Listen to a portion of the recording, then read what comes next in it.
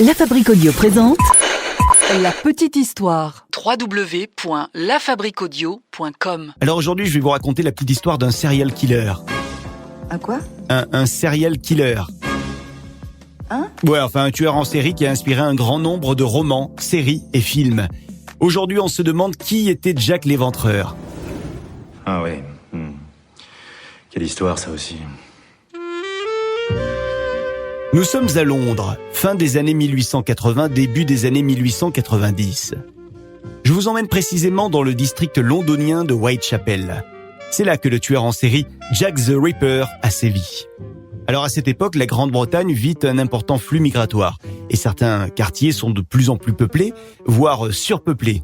Le district de Whitechapel est l'un de ces endroits, avec des logements et des conditions de travail qui commencent à se détériorer, des conditions qui se précarisent de plus en plus, de la violence, des vols, et puis l'alcool qui est là pour réchauffer les corps et les esprits, et sa consommation est aussi à l'origine de cette grande violence qu'on sent bien monter dans cette société du 19e siècle à Londres. Il y a donc beaucoup de pauvreté, et la classe sociale défavorisée est obligée de trouver des solutions pour survivre.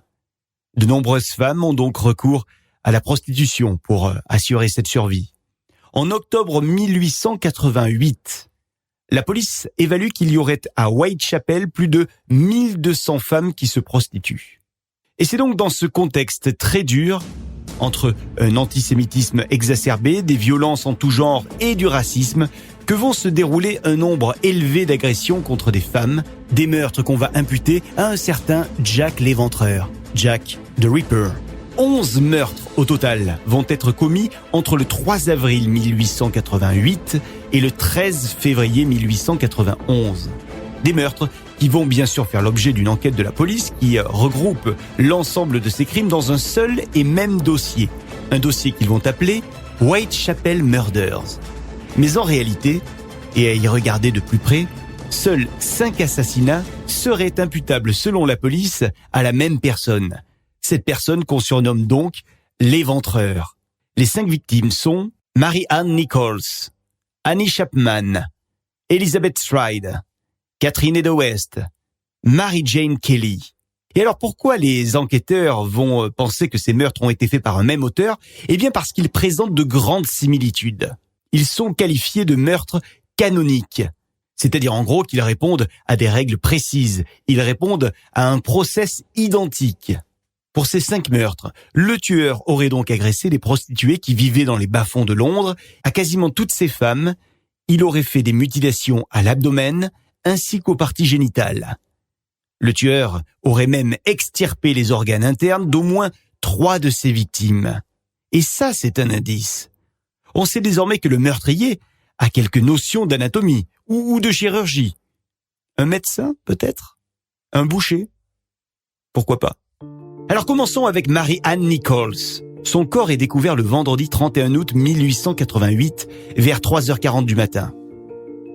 Mary Ann Nichols est retrouvée avec la gorge tranchée de 2 coups de couteau et la partie basse de l'abdomen présente une profonde blessure. Une blessure de forme irrégulière. Il y a donc aussi Annie Chapman qui, elle, est découverte le samedi 8 septembre 1888 vers 6h du matin près d'une porte qui donne sur une arrière-cour. Et là aussi, son abdomen est complètement ouvert. Et surtout son utérus qui a été retiré et qui va marquer celles et ceux qui vont découvrir le corps. Et cette fois-ci, il y a un témoin. Un gars qui passait par là vers 5h30 du mat. Il dit qu'il aurait vu Chapman en compagnie d'un homme, un homme au teint foncé, dont l'apparence était à la fois, je cite, distinguée et minable. Quant à la 3e et la 4e victime, Stride et Eda West, elles ont été toutes les deux assassinées tôt le matin du dimanche 30 septembre 1888. On est donc seulement 2 jours après le meurtre de Annie Chapman. Le corps de Stride est découvert vers 1h du matin, dans une cour. Sa gorge présente là aussi une coupe franche. La carotide a été sectionnée, mais cette fois-ci, il n'y a pas de marque sur l'abdomen.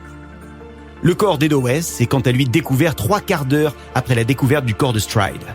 Sa gorge est en partie tranchée et l'abdomen ouvert par une longue et profonde coupure.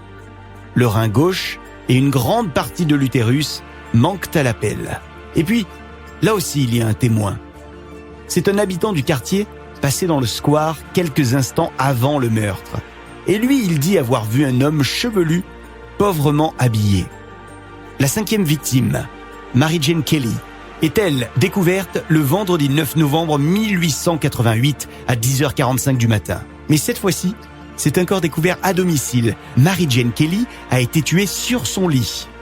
Elle aussi, elle a la gorge tranchée jusqu'à la colonne vertébrale et l'abdomen presque entièrement éviscéré. Et ça, c'est nouveau, on lui a enlevé totalement le cœur. Alors, vous aurez noté que ces 5 meurtres ont été exécutés de nuit. On voit également très clairement que, d'un meurtre à l'autre, les mutilations augmentent. Kelly serait donc, selon un grand nombre d'experts, la dernière victime de Jack l'Éventreur. Un Jack qui aurait arrêté de tuer après s'être volatilisé. Et là, il y a évidemment plein d'hypothèses, mais aucune véritable réponse. Alors un tueur en série n'arrête pas de tuer du jour au lendemain parce que ça ne l'amuse plus, non. Il lui faut une bonne raison pour arrêter de tuer. Peut-être donc que Jack l'Éventreur est mort. Peut-être qu'il s'est suicidé. Ou peut-être s'est-il fait arrêter et emprisonner pour une autre affaire sans lien avec ses meurtres. Ou peut-être a-t-il été interné dans un hôpital psychiatrique sans qu'on sache que c'était lui, le tueur des prostituées. Une dernière hypothèse imagine qu'il a quitté le pays. Bref, beaucoup d'hypothèses, mais rien de concret. Sachez que les dossiers sur les meurtres de Whitechapel sont encore disponibles et ils donnent un riche aperçu des méthodes d'enquête policière de l'époque. La police dont, à l'époque, les habitants se plaignent, et pour cause, un grand nombre de victimes et de violences et aucun coupable arrêté. Du coup, les citoyens vont former ce qu'ils vont appeler le comité de vigilance de Whitechapel, dont le but est de mettre en place des patrouilles citoyennes dans les rues pour débusquer d'éventuels suspects. La justice dans la rue et par les citoyens eux-mêmes. Le comité va même demander au gouvernement de verser une récompense à toute personne qui donnerait des renseignements susceptibles de mener au tueur.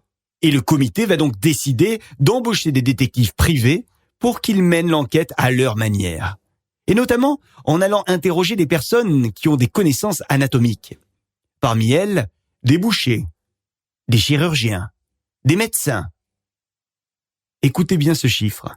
76 bouchers de Londres et Whitechapel précisément vont être interrogés et l'enquête va également être étendue à tous leurs employés.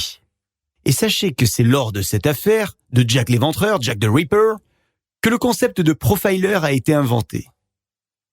En 1888, on avait demandé à un médecin légiste de la police de donner son avis sur les techniques et les connaissances chirurgicales de l'assassin.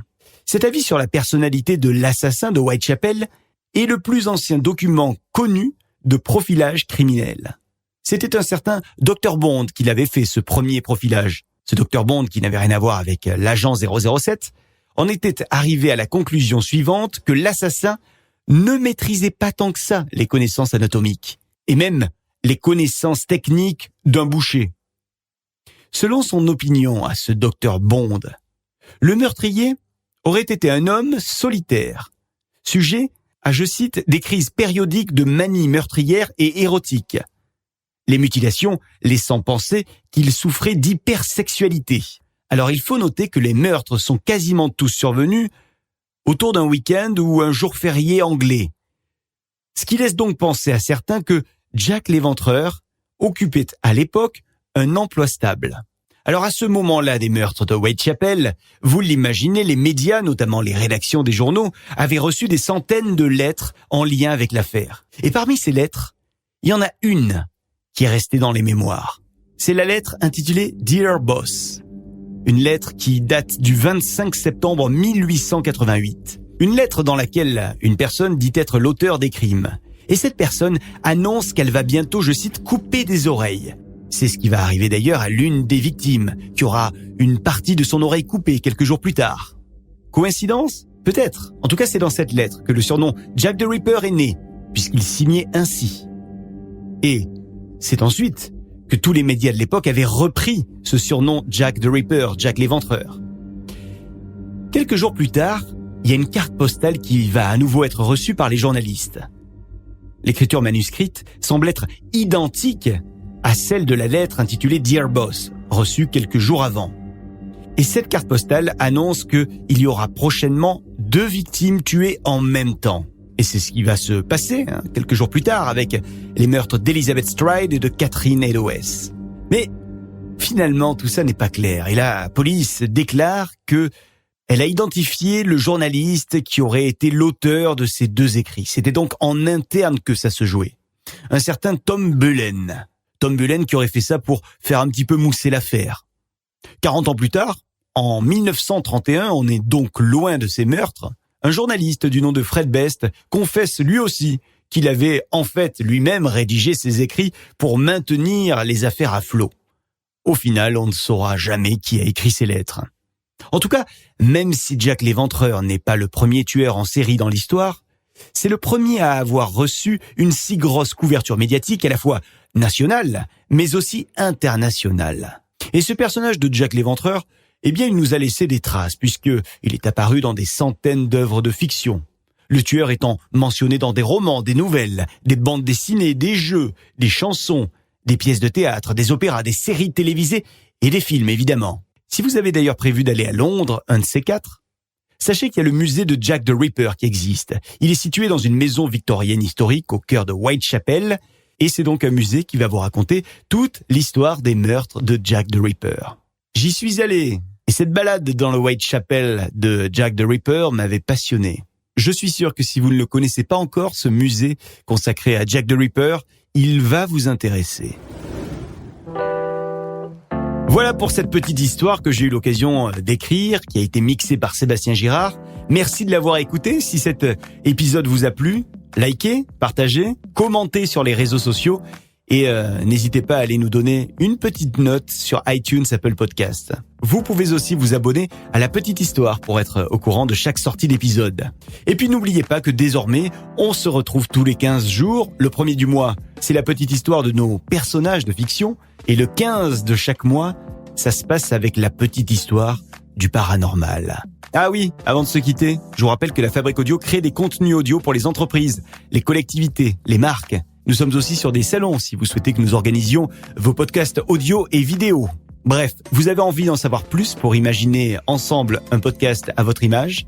contact@lafabriqueaudio.com, la fabrique avec un K. Salut et à très vite. La petite histoire. La petite histoire.